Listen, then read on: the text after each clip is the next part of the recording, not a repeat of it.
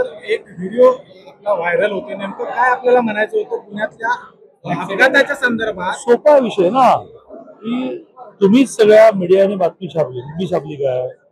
गौतमी पाटील गाडीत होत्या, अशा गाडीने एका रिक्षावाल्याला टक्कर मारली, काय म्हणून आपण उडवलं, आणि तो रिक्षावाला सिरियस आहे का?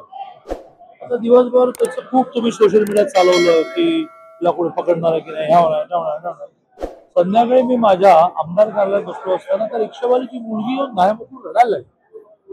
मी म्हटलं की कोण डीसीपी लावा, आणि मी डीसीपीला असं म्हटलं, गौतमी पाटील असं कोणी असो, तुम्ही केस दाखल करा. ते म्हणाले की गौतमी पाटीलांनी मान्य केलं की मी नव्हते, गाडी माझी होती, त्या रिक्षावाल्याचा सगळा खर्च मी करेन, तेवढं मागे लोक करून घ्या, संपला विषय.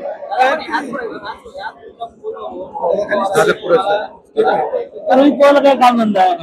नेता व्हायला लागला, जरा तरी स्वतःची पद सांभाळून झाली बाबा. काय म्हणाला?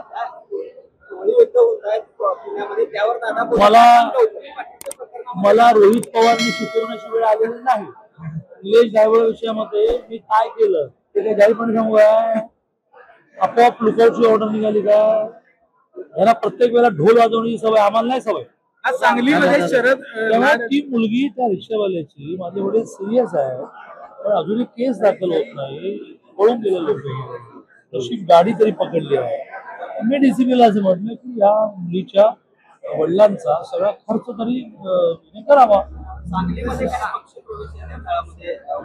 शरद मंगळवार आता 2च राहिले, त्यातलं एक मंगळवारी आहे आणि एक बहुधा पुढच्या मंगळवारी. त्यांनी काही अटी वगैरे ठेवलेल्या आहेत का? त्यांचं म्हणणं की माझे वडील सिटिंग आमदार आहे, तर तुमच्या पार्टीमध्ये जी परंपरा आहे की सगळ्यांनी नोंदणी करायची, तर नोंदणी जास्त करेल त्याला मिळेल, तर मी पण नोंदणी करतो आणि माझा क्लेम राहू द्या. पार्टीमध्ये साधारणतः एक 4 महिने 6 महिने आधी नोंदणी कोणाची जास्त, सर्वेमध्ये कोण वर आहे यावर निर्णय होतो. कोल्हापूर भाजपमधला प्रश्न आहे.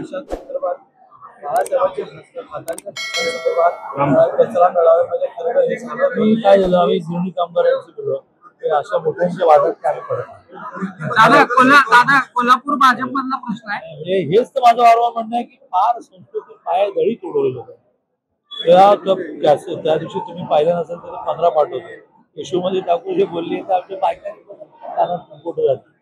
एक महिला नेती असेल काय बोलतो, या अंधारेबाई ताई चांगला स्वभाव आहे.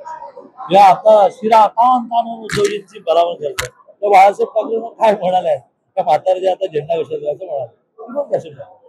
हे महाराष्ट्र राजकारण असं गमतीदार झालंय, सकाळी शिव्या घालायचे, सगळे हार घालायचे. भाजपमधला प्रश्न आहे, कोल्हापूर भाजपमधला होणारच.